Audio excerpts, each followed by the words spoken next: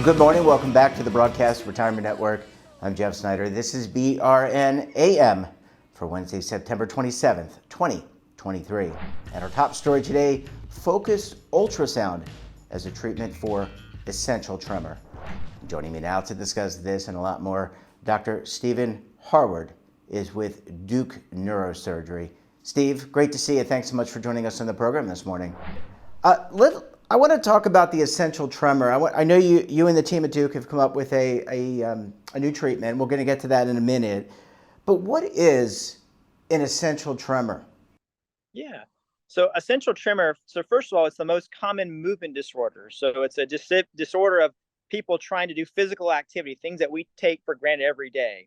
And so for people with essential tremor, what it presents as is when they go to try and do something, write their name, grab a cup, or even just put on a shirt, often one, if not both hands will begin to shake at a fairly kind of low frequency, 3 to 5 hertz or so. But as you can imagine, it shakes whenever they're trying to do something.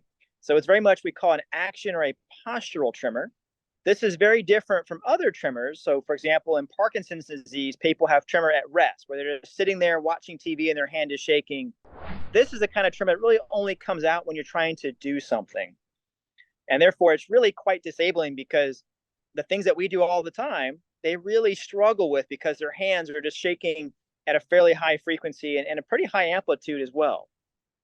And Stephen, how prevalent is this tremor in our population? Is it focused on older adults, younger adults? Can you be of any age and any gender and have this tremor?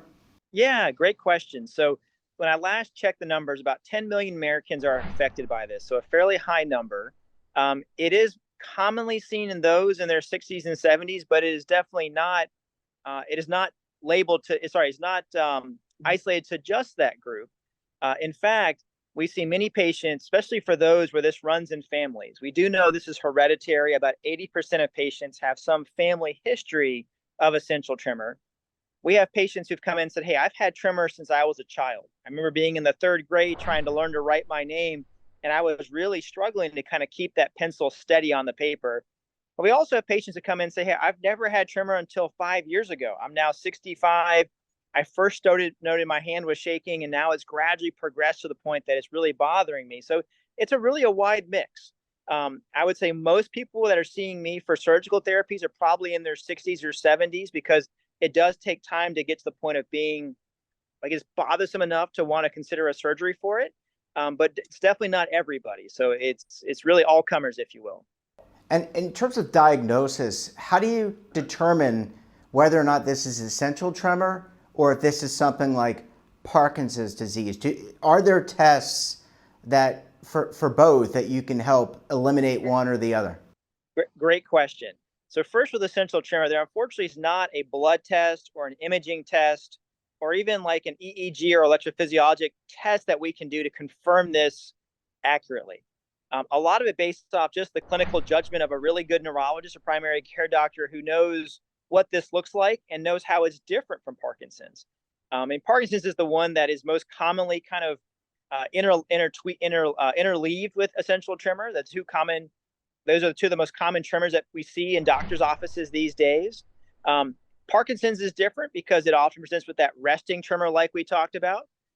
But also, too, there is actually an imaging test that we can do to confirm Parkinson's. And there's a lot of other features that people with Parkinson's will have that you won't see with essential tremor. So I think for me, the big moral of that is to really figure this out. You want to partner with really either your primary care physician or a neurologist who is specialized in movement disorders, somebody who can help distinguish those two, because how we treat them medically as well as surgically is quite different, and getting that diagnosis right from the get-go is important. And sometimes people can actually have a little bit of both, and that's important for us to know in advance as we start to think about how to treat this. And Stephen, I want to pick up the treatment in the second half, but let me ask you just in general, is this something that is covered generally by health insurance? So people on Medicare, Medicaid, maybe if they reach that income level, or in general, maybe they have a Blue Cross, Blue Shield, United. I'm not pointing, just a general insurance. Is the diagnosis and treatment that we're going to discuss in segment 2 covered under these insurance platforms? Yeah, so look at the diagnosis piece of it, seeing your neurologist or even coming to see me as a neurosurgeon to discuss surgical therapies, of which ultrasound is just one of several therapies we can offer. At least in the state of North Carolina where I'm located, we have not had any issues at all with Medicare, North Carolina Medicaid, or even the private insurances giving any kind of pushback on that. This is very much standard of care. And luckily, surgery has been a role for tremor treatment for decades. And so coming to see a neurosurgeon is not out of the question at all. No one has raised a red flag with that. In terms of ultrasound, it is Medicare approved. So here in North Carolina, it is approved for patients who have that. It is also Medicaid approved. Most, but not all, private insurances approve it. That is something. This treatment's only been FDA approved since 2018, and so the private insurances are still taking time to get up on board. But many of the big carriers, Blue Cross Blue Shield, Humana, et cetera, we've had good experiences with that. They have approved this. And it seems like each month or two, as we get more experience and more data, more insurances are getting on board. And I imagine in the coming years, almost all will be on board with this as kind of a standard of care, first-line surgical therapy for tremor. Yeah. Stephen, I want to take a very quick break. When we come back, we're going to talk about treatment for essential tremor. You're going to want to stay tuned right here on BRN AM.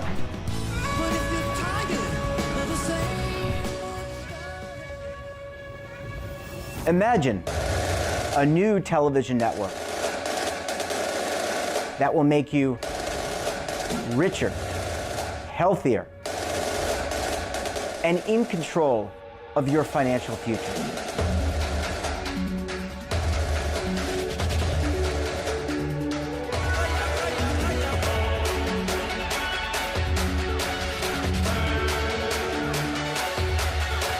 This network is for the policewoman in Nashville, Tennessee, the baker in Dubuque, Iowa, the teacher in Lexington, Kentucky. We want to make the idea of savings and retirement culturally relevant.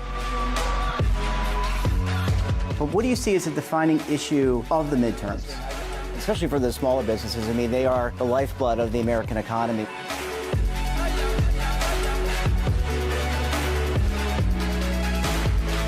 Featuring exclusive interviews, current affairs, and docuseries.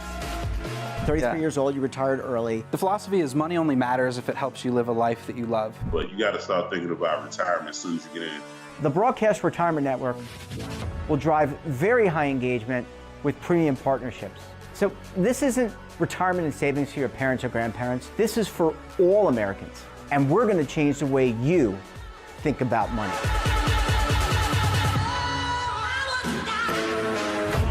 Welcome to the next frontier of retirement and savings. This is BRN, the Broadcast Retirement Network. Welcome back. We're joined this morning by Dr. Stephen Harward of Duke Neurosurgery. Steve, thanks so much for staying with us. Really appreciate you hanging around for segment number 2 this morning. Yeah, absolutely. So diagnosis and treatment covered by insurance, so that should alleviate a lot of stress for anxiety that people may have if they notice they have this. Let's talk about treatment, because in reviewing the Duke website, I know there are a couple different treatments, but I want to focus on one, which is focused ultrasound. First, describe what this is. It doesn't sound painful, but I guess my first question is it painful? Yeah, it's a great question. So the way I describe this to patients is that it's an incisionless surgery. So what it is, it's a 1,024 ultrasound beams, which is sound waves that are at a higher frequency than our ears can detect. That's why it's called ultrasound. There's 1,024 of these are directed at a single point in your brain. And it's an area that we have known for a long time to be really critical for causing tremors. So we target all 1,000 of these ultrasound beams to this single point. One individual ultrasound beam is not strong enough to do anything to your brain, but when we get 1,000 of them together, it can heat about a couple millimeter area of tissue, can actually heat that tissue and can create a small lesion. And that lesion is what's responsible for the therapeutic benefits of ultrasound, and what can actually lead to patients in a matter of seconds seeing their tremor get dramatically better, if you will. In terms of discomfort, the actual treatment itself, the time the ultrasound is turned on, causing a lesion is about 30 to 60 seconds. So during that time, patients will sometimes report mild headaches. They'll feel a sensation of pressure, maybe a little bit of kind of burning, tingling along the scalp. But the nice thing is once the treatment is done, that goes away. We've done 23 patients here at Duke so far. And luckily, we've not had to stop a single treatment due to pain or discomfort to date. All 23 who have started it have completed it without any issues whatsoever, which is terrific. But there is some discomfort, which is why I still call it, even though some folks will say it's minimally invasive or non-invasive, I still want to make sure that we know this is very much surgery. This is still a brain procedure. We're intentionally creating an area of damage in your brain. And so with that, there does come some risk that's always important to consider. And luckily, it's some discomfort. I would say it's not as big as obviously some of the surgeries that we do in neurosurgery, but it's not as innocuous as getting an x-ray either. It's kind of in between that. It's outpatient. Patients go home the same day. And other than some Tylenol, they really don't need anything else for any kind of pain or discomfort after that. Steve, are you, in terms of how you prepare for this, do you sit in a chair? Do you have to have some sort of anesthesia? Because I would imagine if you're targeting a specific portion of the brain, you got to sit still for this. It's not like you can just move around. Yep. You know, when I sit down to go to the dentist does not want me to move. Yep. And there's not much he or she can do to restrain me. But I would have to imagine you got to sit still for this type of procedure. Absolutely. So we really are, we're targeting things with sub-millimeter precision. And so when we make the target that we're going for is only a few millimeters in size, and the actual lesion we're making after we're all said and done is probably 6, 7, maybe up to 8 millimeters in maximal diameter. So we're not talking a very big lesion. But what we know is that being a couple millimeters off one direction or the other makes a big difference in terms of side effects and efficacy. And so having everything still is really important. So how we accomplish that is a couple things. First and foremost, every patient unfortunately has to go through a complete head shave. All the hair has to come off the scalp, unfortunately. And the reason for that is just any little bit of hair can really interfere with the ultrasound beams and really hurt their accuracy, but also their efficiency, if you will. So that's number one. But then number two, we actually put a frame on your head that we attach 2 pins in the front, 2 pins in the back. And that's probably really the main area of discomfort for patients, because we do give a lot of local numbing medicine in those areas. And those pins do go through the skin and kind of snug to the bone itself. But like I said, we do this all the time. So we've gotten very good about how to do this in a manner that's comfortable for patients. They're sitting up in a chair while we put the frame on. Once the frame is done, we then walk the patient in the MRI scanner and then lay them down. So all this is actually done in an MRI. We attach the frame to the MRI so that way you're now stable, your head is perfectly still. And then the nice thing is, because we're doing this in the MRI, we actually use imaging to guide our therapy. So we can get real-time feedback on how is the tissue heating up? Are we targeting the area we want to target? But also too, making sure that we're not getting into areas that are going to cause side effects. Yeah, and how successful, you said, I think you've done about 23 cases. Yep. In your specific hospital or your clinic, I guess is the right wording. How successful, do you immediately see the tremor stop? I mean, it's instantaneous, right? I mean, you've got the ultrasound, you're creating something on a lesion on the brain. How quickly do you see the impact? Yeah, absolutely. So it's immediate. So basically the patient is in the MRI scanner. As a treating physician, I'm outside in the control room. I'm applying the ultrasound. It takes anywhere from 20 to 40 seconds, depending on how much ultrasound I have to give to do the treatment. Once I walk back into the room and pull the patient out of the MRI scanner, if we're on target, we will see tremor benefit right away. And so, in fact, patients ask, well, why can't we do this procedure completely asleep? Well, getting that real-time feedback of seeing the tremor getting better, that's actually a really key aspect for doing this safely and effectively. I'm actually using that information to guide me so that if we give a treatment and we're not getting the responses we're looking for, I go back in and I look at the MRI, I look at all the planning we did in advance, and I make small adjustments. We're talking 1 or 2 millimeter adjustments to see, can I get a better result? And so that's the nice thing. And patients, it's an immediate effect, and they go home with that effect. It's one of those things, it's not going to get better over time, that what you leave with that day. So if your tremor is 90% better, that's your treatment. You can expect that to last. The data suggests about 5 years. We're looking to see if it lasts longer than that, but we know it lasts for at least 5 years. And so for patients, you can imagine that's an exciting experience. It's emotional, it's exciting. And for many who've had tremor for 20, 30, 40 years or more, this is a brand new day for them. They can go do things. In fact, I had a patient I saw in clinic last Friday. I asked him, I said, well, he just had ultrasound, had a great result. I said, what's the first thing you did? He said, well, my wife wanted to go get lunch, and I asked, can we go to a buffet? He said, normally I'm not a buffet person. He said, but with having my right hand tremoring for 40 years, I was terrified to go to a buffet to serve myself food, but I wanted to do that. And that's what they did. They went to a local buffet. I think got Chinese food. And he said he got a huge plate, and he was just so ecstatic to be able to use his hand for the first time to do that. Yeah, that's just a great story. Plus the buffet is not a bad add to that. Last question, Stephen. Duke is based in, I think, Raleigh-Durham area. How does somebody who's watching this, maybe in another state or maybe in another country, because we have international viewers, how do they get access to this procedure? Do they have to come to Raleigh-Durham? Do you have satellite facilities across the country, across the world? So, great question. So luckily, we at Duke are not the only ones across the country utilizing this. In fact, I think in the United States, there's about 60 or 70 centers across the country that have started utilizing this. We're the second center in North Carolina to start. So it's still very new. It's been only FDA approved since 2018. I'm not as familiar with the European certification, but I do know it is approved there, and more centers are starting to use it. So there's a couple of great resources. So the company that makes this device is called Insightec. If you actually go to their website, they've got some great patient resources. And more importantly, they actually list all the centers that are currently offering this therapy. So you can find one closer to you. And also, too, I'm very open with patients about my contact information, my phone number, my email address. I always encourage folks to reach out, whether I can help you here at Duke or point you in the right direction. Happy to get those emails.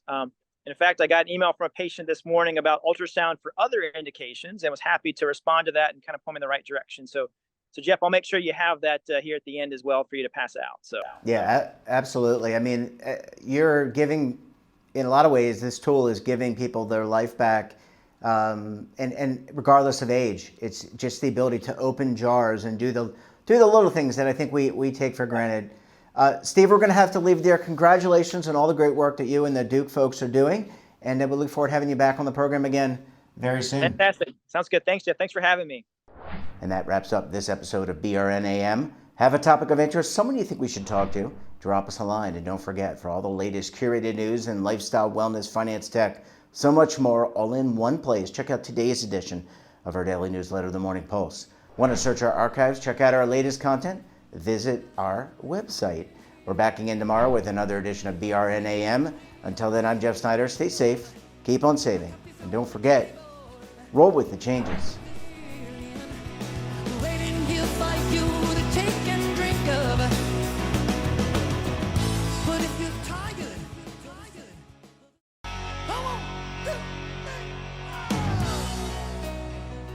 Now is your opportunity to co-create content around any topic on the First Lifestyle and Wellness Network. Reach a global audience through our platform and co-own exclusive branded content. All of our programs are available on demand and also as audio-only podcasts, so you can take us on the go. Broadcast Retirement Network, available anytime, anywhere, and on any device.